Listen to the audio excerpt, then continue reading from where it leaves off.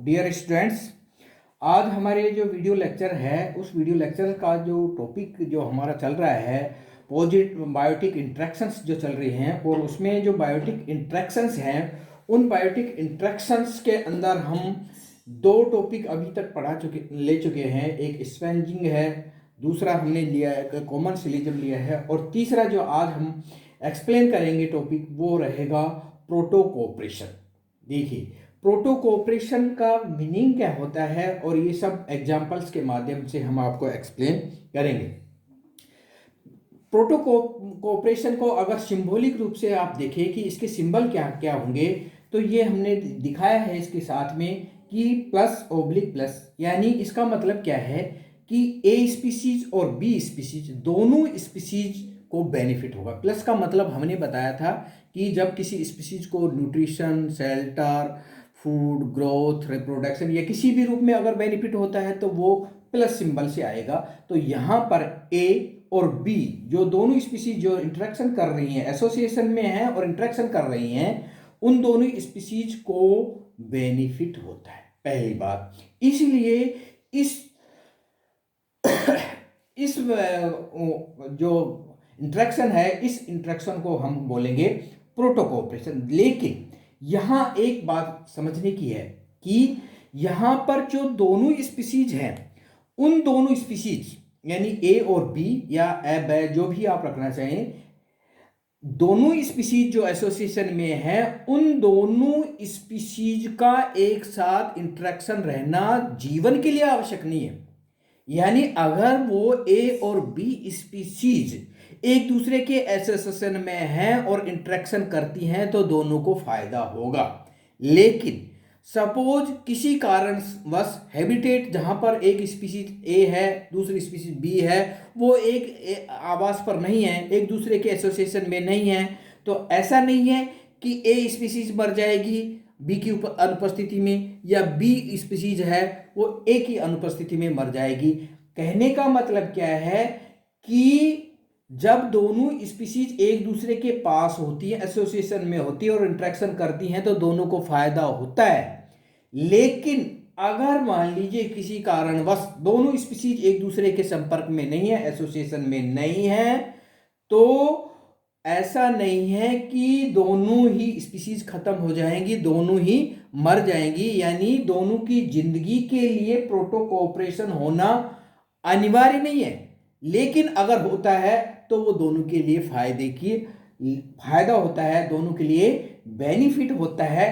इसलिए इस तरह के एसोसिएशन को म्यूचुअलिज्म की ही एक, क्योंकि म्यूचुअलिज्म में क्या होता है, दोनों को बेनिफिट होता है, म्यूचुअलिज्म की ही एक टाइप जिसको कहा जाता है फैकल्टेटिव म्यूचुअलिज्म। यानी प्रोटो कोऑपरेशन का जो दूसरा नाम है वो है फैकल्टेटिव म्यूचुअलिज्म, और इसी का तीसरा जो नाम आएगा वो आएगा नॉन ऑब्लिगेटरी रिलेशनशिप। अर्थात दोनों का एक दूसरे के रिलेशनशिप में जिंदगी यानी जीवन के लिए जो ए और बी स्पीसीज हैं, उन दोनों के जीवन के लिए दोनों का एक दूसरे के संपर्क में या रिलेशनशिप में या इंटरेक्शन में होने के लिए अनिवार्य नहीं है। तो और इसका और अनेक नाम है, एक और नाम है इसका ऑप्शनल है। ऑप्शनल का मतलब क्या है, हम ये जानते हैं कि ऑप्शनल है, चॉइस है आपकी।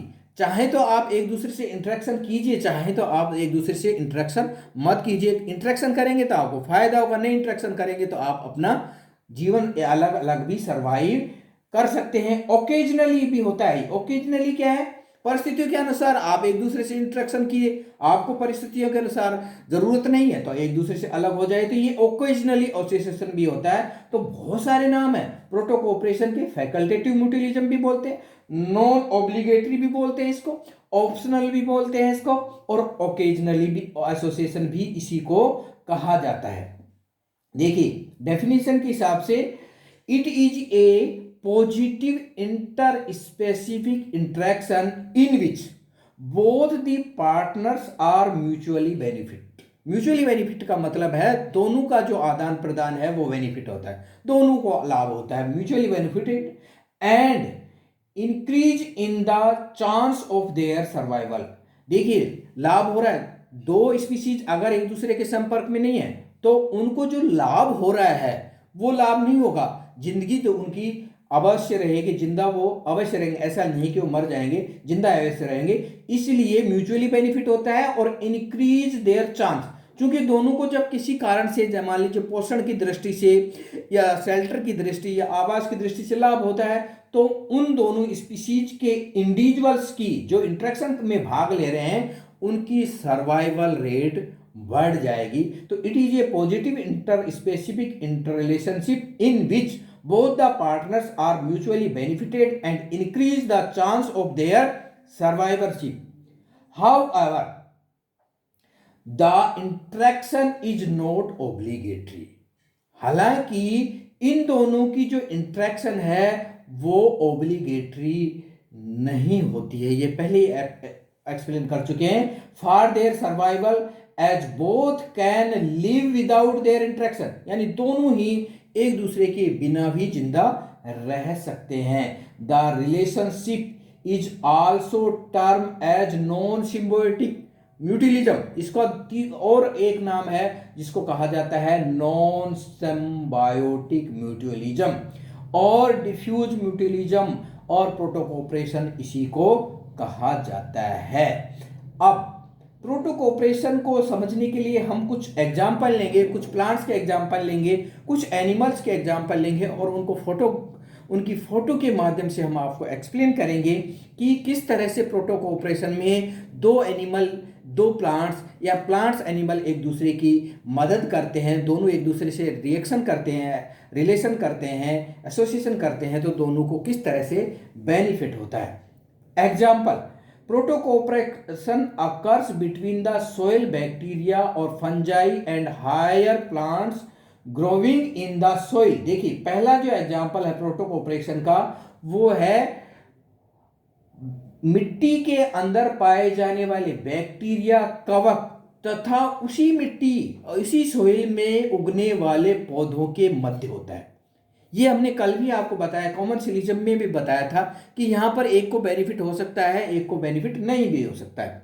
तो कॉमनसिलिज्म देखिए, मिट्टी के अंदर इतनी तरह के बैक्टीरिया, इतनी तरह के फंजाई होते हैं कि वो एक दूसरे से इंटरेक्शन, एक दूसरे से या पादपों से जब इंटरेक्शन करते हैं तो बहुत सारे बैक्टीरिया कॉमनसिलिज्म के रूप में क्रिया करते हैं, बहुत सारे फंजाई पादपों से कॉमनसिलिज्म के रूप में इंटरेक्शन करते हैं, बहुत सारे फंजाई और बैक्टीरिया पादपों से प्रोटोकोऑपरेशन के रूप में रिएक्शन करते हैं। अर्थात ये जो बैक्टीरिया और फंजाई हैं ये एक दूसरे से इंटरेक्शन करके या जो पादपों के डेब्रीज हैं, जो सोइल के अंदर डेब्रीज हैं, उनको पोषण के रूप में, खाद के रूप में बदल देते हैं, जिसको पादप ग्रहण करता है, जिसको पादप ग्रहण कर ले, इसलिए पादप को लाभ होता है। बदले में ये बैक्टीरिया और फंजाई जो पादप के डेब्रीज हैं उन डेब्रीज को, यानी जो नष्ट हुआ या पेड़ पौधों की टहनियाँ, शाखाएं, पत्ते जो नीचे गिर जाते हैं उनको ये पोषण के रूप में यूज करते हैं, क्योंकि ये मृत जीवी होते हैं। तो यहाँ पर दोनों को एक दूसरे से म्यूचुअली बेनिफिट है। पादप को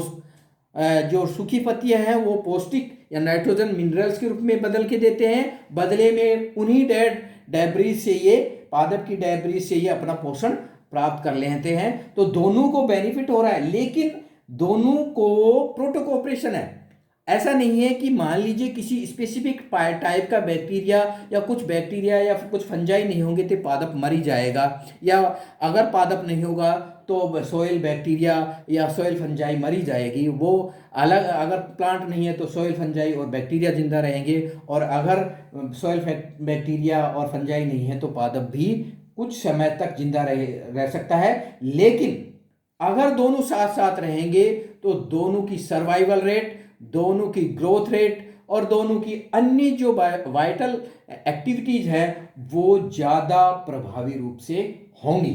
इसलिए इस तरह के एसोसिएशन को कहा जाता है प्रोटोकोऑपरेशन। देखिए ये जो सोइल के अंदर बैक्टीरिया और फंजाई हैं इनको कॉमनसिलिज्म में पढ़ा जाएगा, इनको प्रोटोकोऑपरेशन में पढ़ा जाएगा और इनको म्यूटिलिज्म में भी पढ़ा जाएगा, क्योंकि इनके अंदर अनगिनत अनेक प्रकार के बैक्टीरिया और फंजाई हैं जो पादप सोइल के अंदर पादप की रूट्स के साथ में अनेक प्रकार की रिएक्शंस करते हैं। तो इनको तीनों कैटेगरीज में पढ़ा जाता है क्योंकि ये बहुत बेनिफिट करते हैं।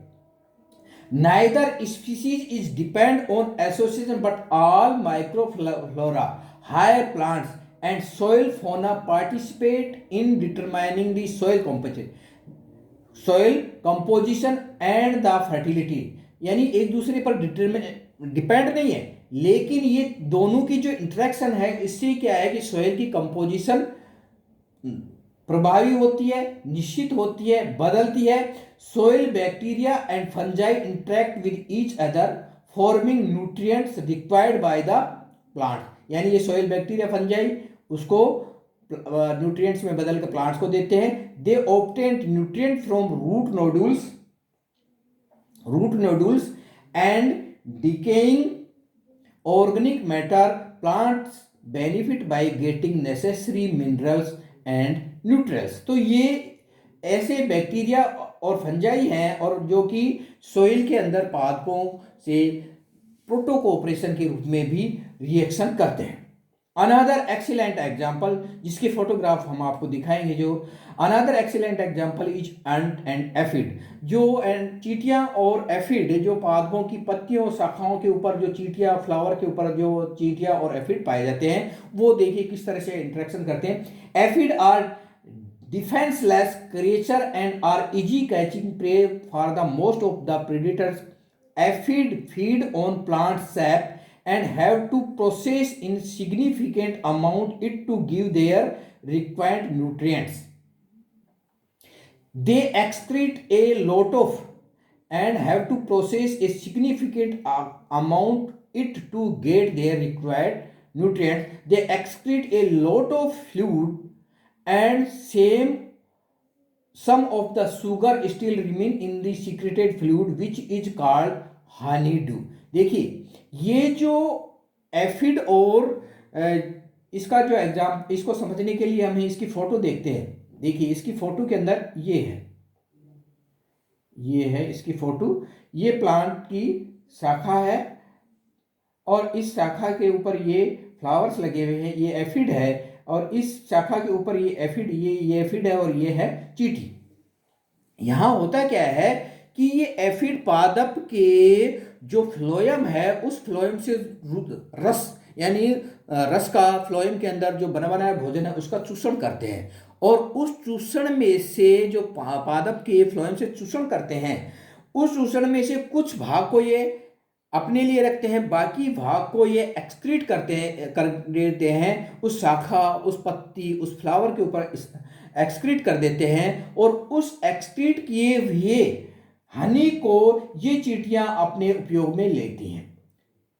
चूंकि एफिड के पास में कोई भी डिफेंस का कोई मैकेनिज्म नहीं होता है और इसलिए जो परभक्षी हैं वो इन एफिड्स का आसानी से भक्षण कर देते हैं, इनको मार देते हैं। तो चींटियां इनका परभक्षियों से बचाव करती हैं। बदले में क्या करती हैं, चींटियां इनके द्वारा एक्सक्रीट किए गए हुए हनी को अपने पोषण के रूप में यूज करती हैं। तो इस तरह से दोनों को फायदा होता है अगर एक दूसरे के साथ इंटरेक्शन करती।